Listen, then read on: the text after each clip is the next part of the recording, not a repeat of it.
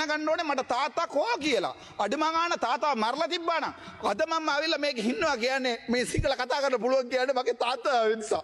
තාත්තා තමයි මට කියලා දුන්නේ සිංහල. හැබැයි අද නෑ අද කොහෙද කියලා හොයන්න නෑ. කොච්චර කැකුව තියනවද කියලා හිතලා බලන්න කවන්නේ. හැබැයි මම කවුරු බව මරලා දැම්මොත් මගේ තාත්තා වෙනකොට මම පෙනී හිටිනවා. ඒක එකයි හරි.